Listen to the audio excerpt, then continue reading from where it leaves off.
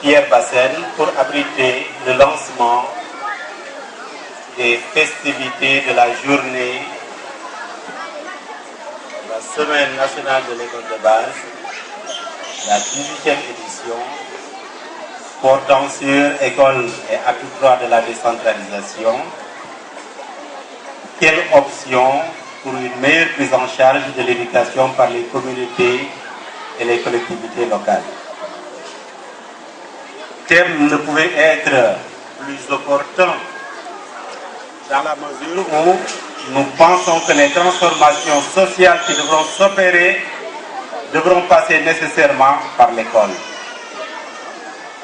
Et les populations qui nous ont accueillis ce matin ont traduit une hospitalité légendaire au royaume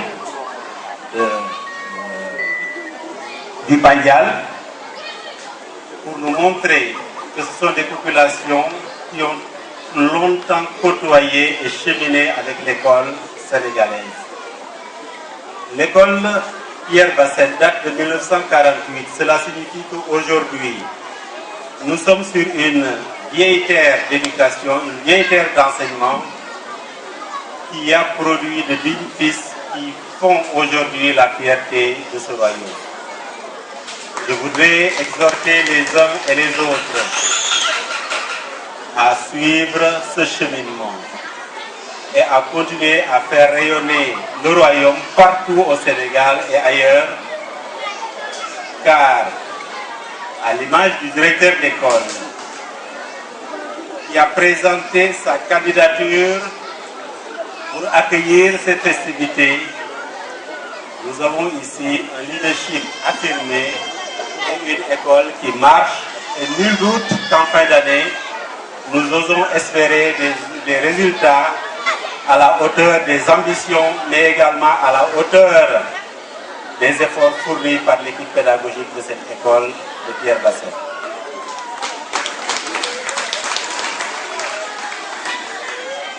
Nous avons dit école et acte 3 de la décentralisation. C'est une façon pour le ministère de l'Éducation nationale de réconcilier les écoles avec les communautés dans lesquelles ces écoles sont édifiées. Le récent forum tenu à Niassia en est une illustration qui avait permis à toutes les populations de se pencher sur leur école dont on dit qu'elle est malade. Mais au cours des discussions, un sage nous a dit que l'école n'était pas malade, mais que ce sont les acteurs de l'école qui le sont.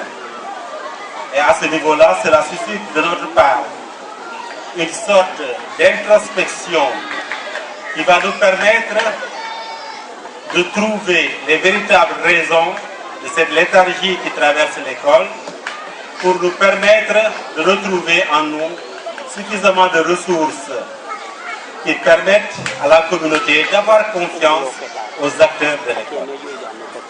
Et c'est à cela que je voudrais inviter tout le monde, en m'adressant principalement aux communautés. Il me souvient qu'en marge du forum de Niassia, des parents d'élèves d'Enampor m'avaient saisi pour une réunion. Ils étaient venus jusqu'à Lièvre, mais comme on était sur le départ, on s'est retrouvés à Enampor pour tenir la rencontre. Ils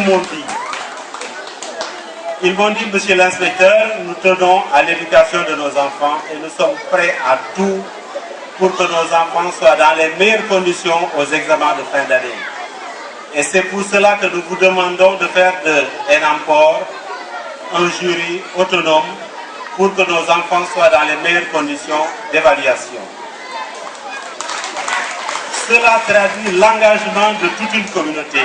C'est tous les responsables de village, les chefs de village qui étaient venus à Enampor pour porter ce discours qui témoigne d'un engagement, mais qui témoigne également de l'implication de ces communautés dans la vie de l'école.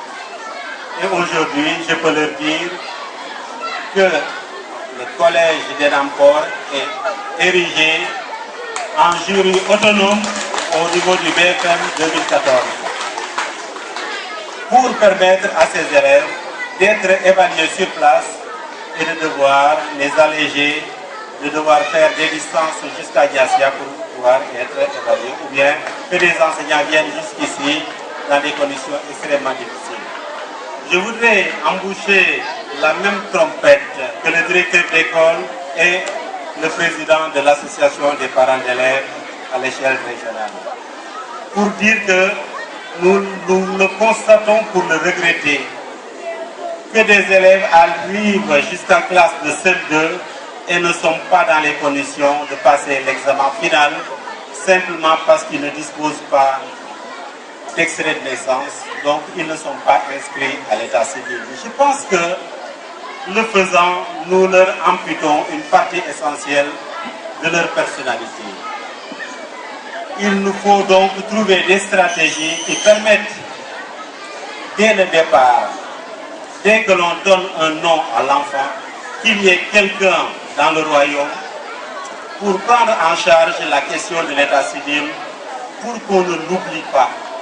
S'il y a un responsable chargé de l'état civil, c'est sûr qu'il sait que ça c'est de sa responsabilité, il devra en répondre, et à ce niveau-là, on va divorcer avec des situations douloureuses d'un élève à qui on dit que vous ne pourrez pas faire l'examen simplement parce que vous n'avez pas d'extrait de naissance.